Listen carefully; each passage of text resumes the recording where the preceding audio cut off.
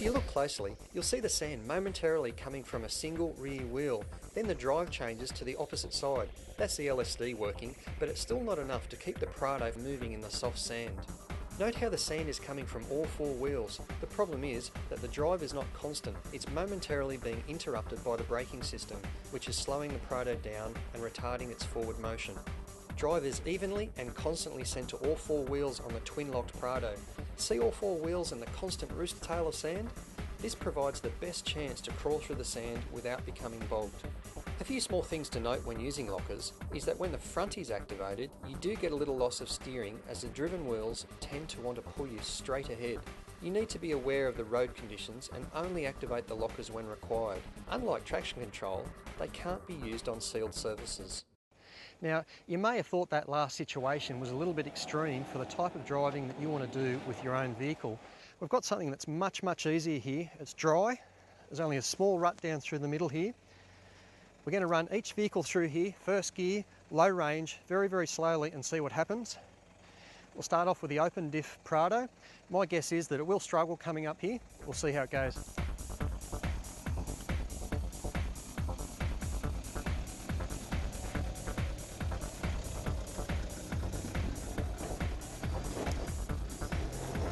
Okay, hold him there, mate.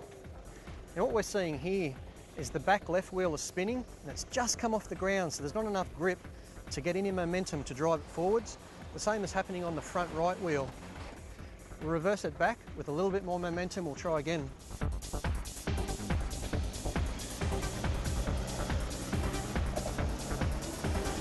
Okay, hold him right there, Ramsey.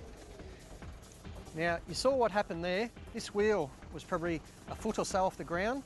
The front right was way off the ground as well. Spinning. What happens is when the car rolls backwards, that front right wheel especially bites into the ground. You've got the potential for a CV to snap. It means that we either need more momentum or we'll see how the locked vehicle and the electronic traction vehicle goes in a sec.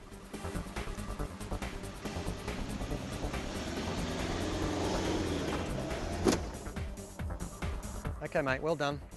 So there you go, he did get up, you heard the crash and the bang yourself. There's potential for underbody damage, even rear bumper bars, front bumper bars. It's not the way to do it. Too much momentum will kill your truck eventually. Electronic traction control time.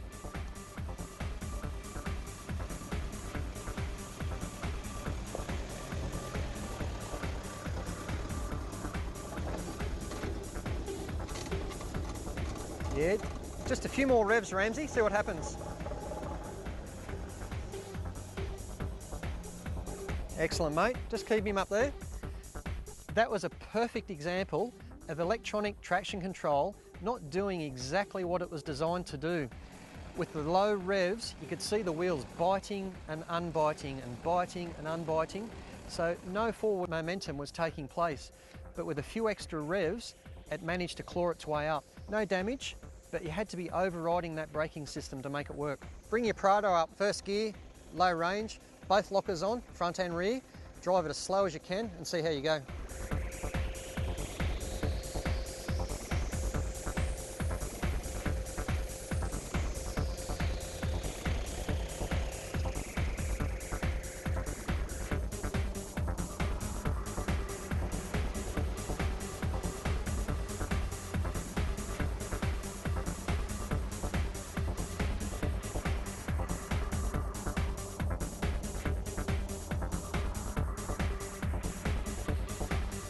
Okay, that's great, Daniel, just hold it there. So that's the perfect example of going extremely slow through a small rut. There was no damage done to the vehicle or the track, and it just proves that you don't need to be extreme or hardcore forward driving to warrant having an aftermarket locker. Touring vehicles, especially a vehicle that doesn't have a huge amount of suspension flex, can gain the benefits of having this locker switched on in the right situations. It makes driving so much easier and safer. Alrighty Daniel, it's been a very long day and a fun one. We've been tackling some fairly hard climbs, slippery and rutted. We then ducked down to the beach for a while, had a bit of fun in the sand, and then this afternoon we're over here on the easy ruts.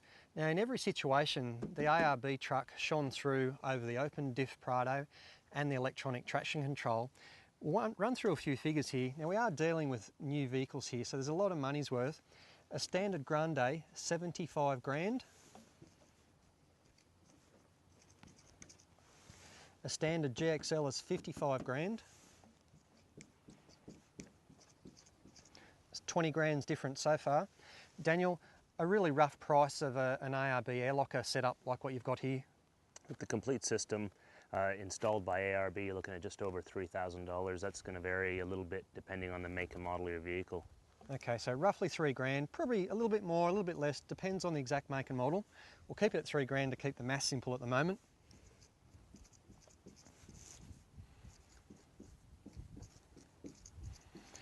Daniel, that's $17,000 difference.